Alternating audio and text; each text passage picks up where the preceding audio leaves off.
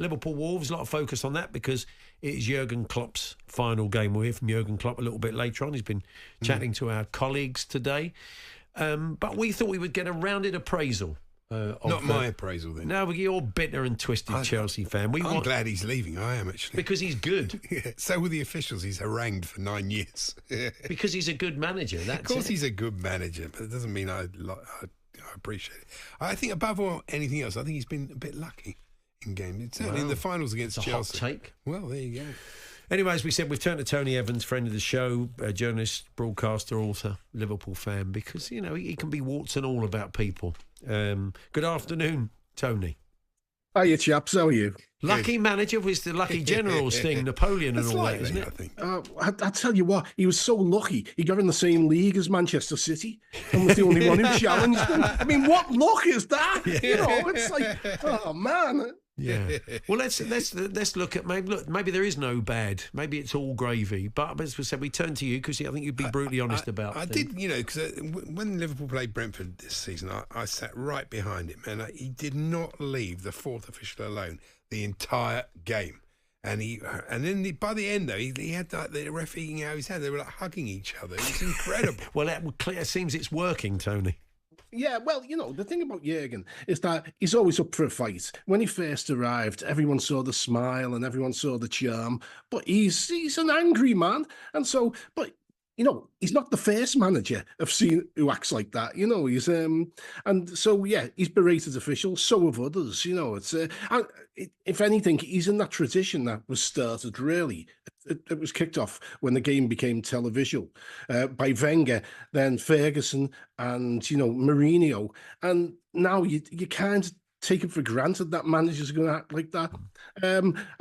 If I was the authorities, the football authorities, I would have given him a slap on the legs a bit harder than they have done. But I mean, that's not the thing you remember about Jurgen Klopp's time at Liverpool. No, it's not. I mean, let's look at what you're going to miss. What has really impressed you about his time there? What you've loved? Oh, I think the way he connected with the crowds, I think that was really important. And the way he energised the place, which after Brendan Rodgers was kind of very, very flat.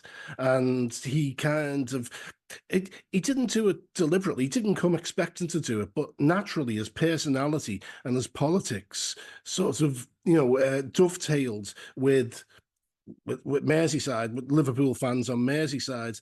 And certainly during the pandemic, the way he acted, the way he led the club and the support he gave for the city and his advocacy for the city was really, really crucial. And I think if I have one regret about the Jurgen Klopp era is that when they won the league, they were presented with the trophy behind closed doors. I mean, as for the COVID league and the asterisks, they had it won before the lockdown started, didn't they? They had it won at the end of February. Absolutely did. There's no question about that.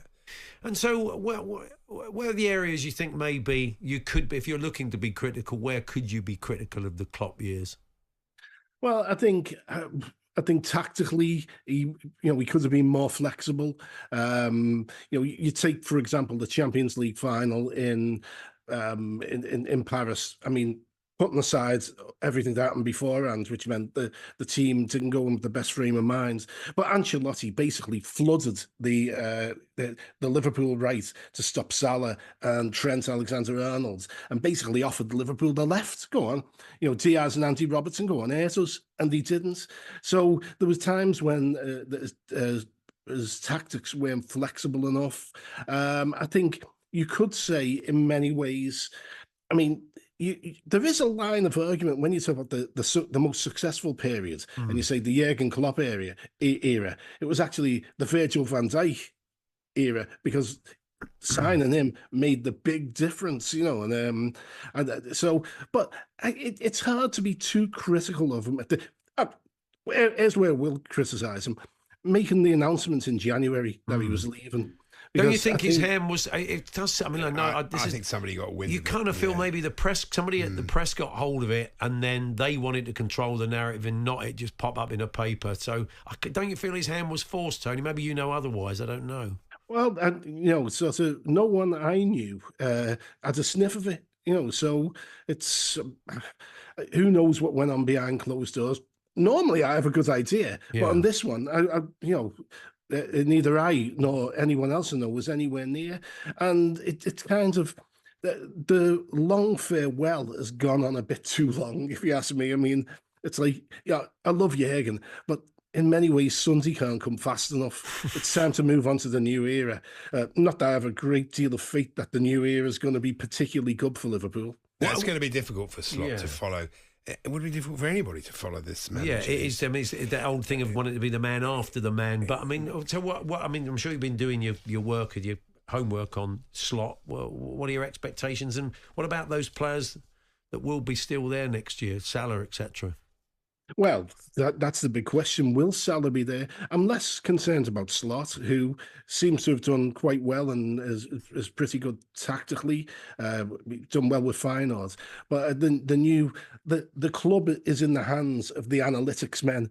You've gone from charisma with Klopp to the spreadsheet boys are in charge. And remember, they all left because they couldn't work with him. And they're all coming back. It's like the rats are rejoining the sinking ship. No, hang on. No, I didn't mean that. It's intriguing to know where Jurgen Klopp will pop up next, because it's hard to think that he'll never get back into football. Yeah, I mean, I think he's going to take he's going to take some time off. But what normally happens, as you know, with managers, they go, I'm burnt out, I need time off. And by probably the middle of July, he'll be going, why have I done this? Why have I done this? Yeah. But I think he'll take a bit of time. And I think he'll re-emerge as manager of Germany at some point. And he's probably got another club in him, going forwards in the future. He's very principled politically, and there's a lot of the big clubs which you can't see him going to. Quite a few people have said to me over the years, would he go into politics? He'd make a great politician. And I asked him about it, and he's going, "Oh, no, I don't think so. Well, yeah, but who knows how life goes." Oh, okay. Well, that's another thing to look at. He might end up being the president. Well, he's certainly got the charisma for it. Well, good stuff, Tony. Good to talk to you. We'll catch up with you soon. Thanks very much. Yeah, always a pleasure, boys. Tony Evans there, Liverpool fan, author and journalist on Jurgen Klopp. And so we'll hear from him a little bit later on, and we'll bring you live commentary on the talkSPORT app of his final game in charge at home to Wolves at the weekend. I was at his first ever game in English football. I remember it well. 0-0 draw, and it was two teams, because there was all this talk about that Gegenpress. But they did basically, both clubs. I think it was a bit of an old my beer moment for Pochettino, who was establishing himself. And they both just pressed each other into oblivion, and it was a stalemate. And I always remember Milner going off with about 10 minutes left, wondering what had hit him. Yeah, no, having to do that much running. But they all got used to it, and the rest is history, of course. Paul Hawksbee and Andy Jacobs, Monday to Friday afternoons, 1 till 4, on AM, on DAB, via the talkSPORT app, and on your smart speaker. talkSPORT.